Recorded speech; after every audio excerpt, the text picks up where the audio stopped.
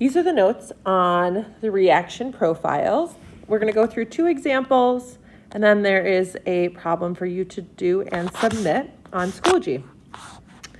With these, we're going to kind of put together everything we've talked about with endothermic and exothermic reactions, and then everything from those potential energy diagram notes that you should have completed. With these, you can complete these in any order. We've got the values given to us up above. I like to do the graph first, but you might already be able to see what type of reaction this is based on the numbers we have. So I'm going to start with my graph. I've got energy of reactants is 5 kilojoules per mole. Energy of products is 3.4 kilojoules per mole, and our energy of activated complex is 9.5 kilojoules per mole. And we don't have to make our graphs perfect. I'm going to just add a couple numbers on here so I kind of have an idea of how to space them so they end up in the right spot. So 10, and then I'm going to use 10 because 9.5 is our greatest value. Then we've got a 5 there, and that's going to be enough for what I put on there. So let's go through and put our values on our graph. We need to include these 5 things here. So the energy of our reactants and products, the energy of our activated complex, and the activation energy, and the enthalpy of reaction.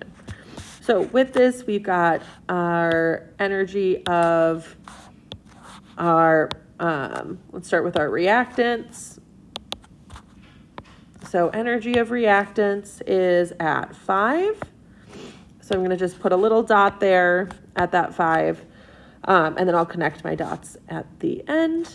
And then my energy of my products is at the end. So our reactants is always going to go first. Products is going to go last. So that's at 3.4. So that's farther down. So I'm going to put products here.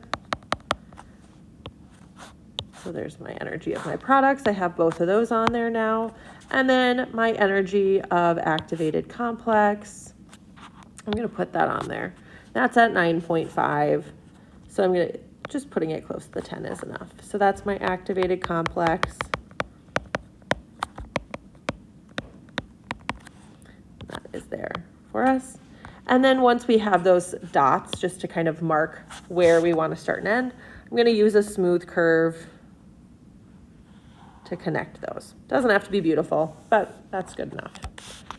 For our activation energy is how much energy do we have for our reactants, and then up to our products, so how much energy do we need to get to that activated complex.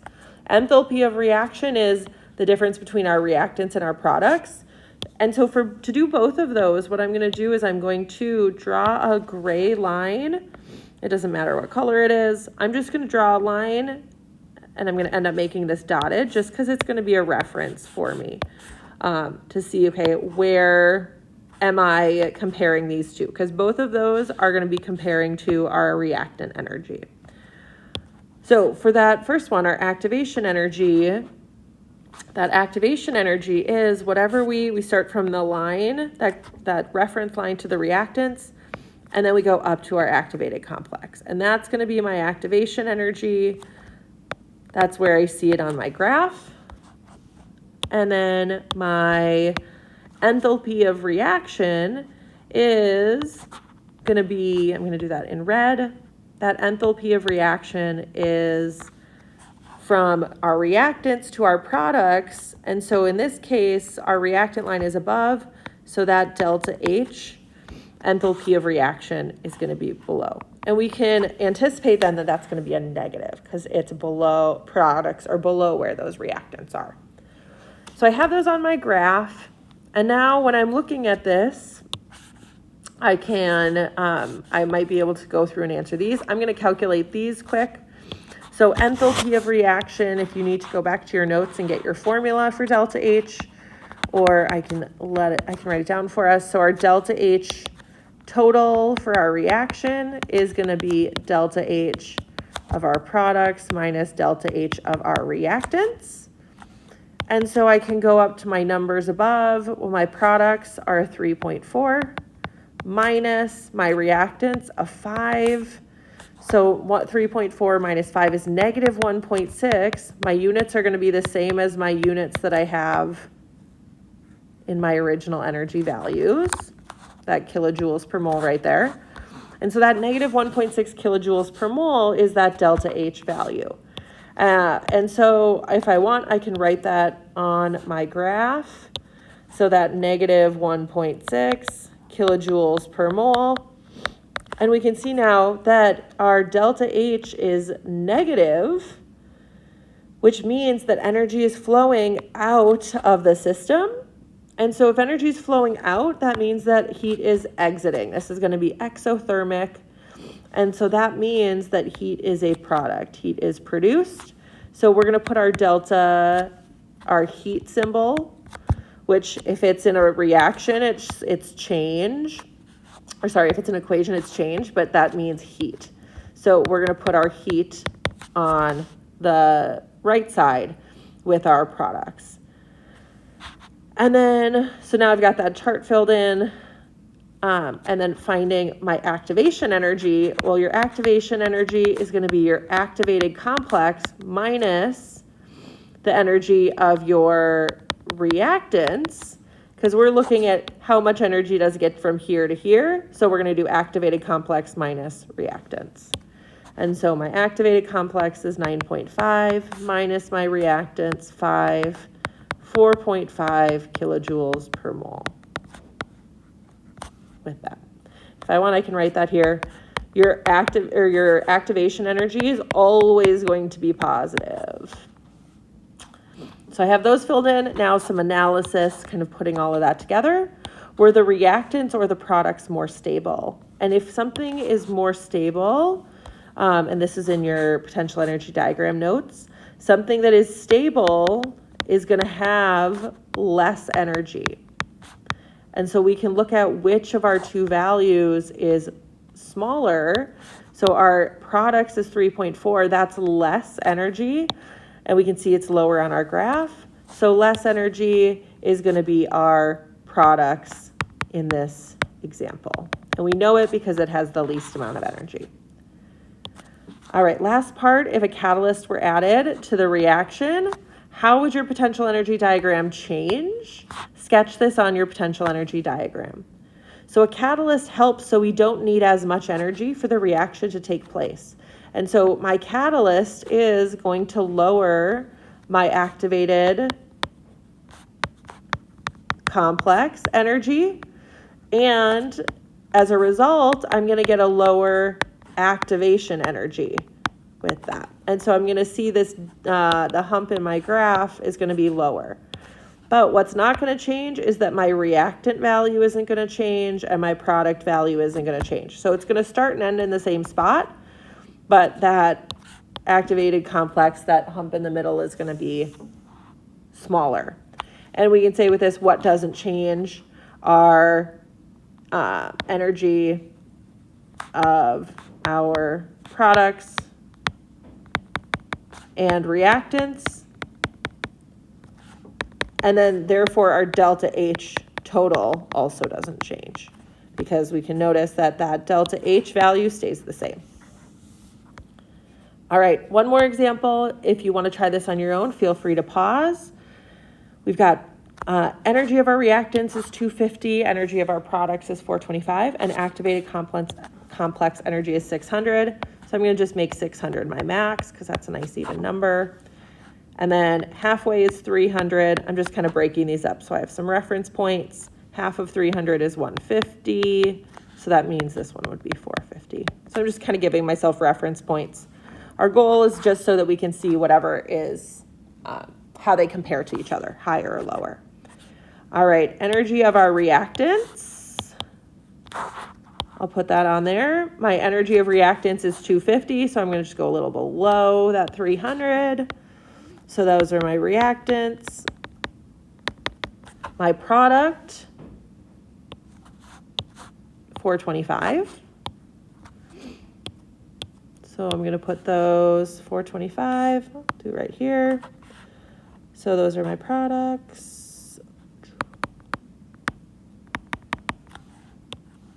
And then we've got our activated complex. Energy of activated complex is at 600, so that's right at the top there.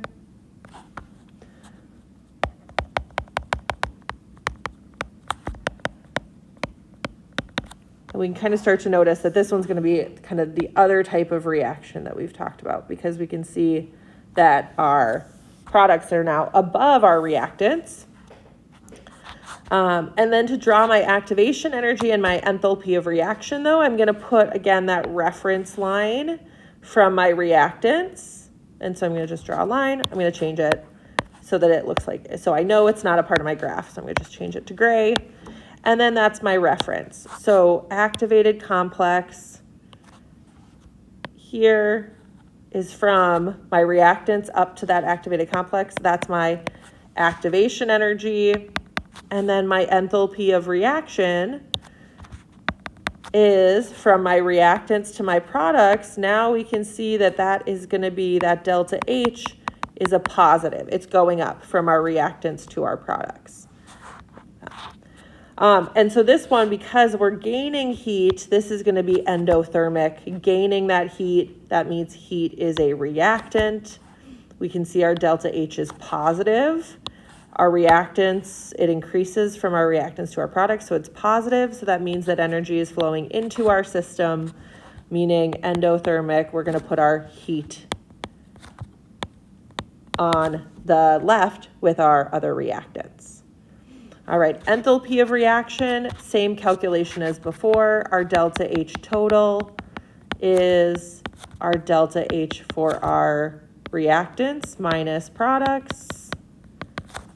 You should use that formula on the test. You don't have to memorize that. But we get 425 minus 250, which is positive 175 kilojoules per mole.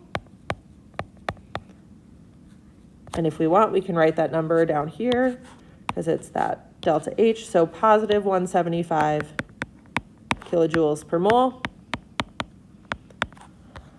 Our activation energy is going to be our activated complex minus our energy of our reactants. So that is 600 for my activation energy, or sorry, my activated complex minus energy of reactants, 250. So that is positive 350 kilojoules per mole. And our activation energy is always going to be positive. If we want to label the number there. So we have all of that filled in. And then were the reactants or the products more stable, just like we talked about above? More stable is whatever has lower energy. So my reactants are more stable because they have a lower energy. And then if a catalyst were added to this reaction, how would this change? Again, that catalyst lowers our activated complex. I still want to make sure it's above both my products and my reactants. And I can sketch that on my graph. Like that. So that orange line would be my catalyst. And the answer to these questions are the same as the ones we had up above. It lowers our activated complex energy. So that goes lower, which means we have a lower activation energy. So our EA now would just be that smaller line. And we can't calculate that because we don't have enough information about where it actually went to. And then what doesn't change, the energy of our products and reactants doesn't change. So our delta H stays the same. All right, there is one problem for you to do on your own and submit. Hopefully this helped you kind of put together everything we've talked about so far.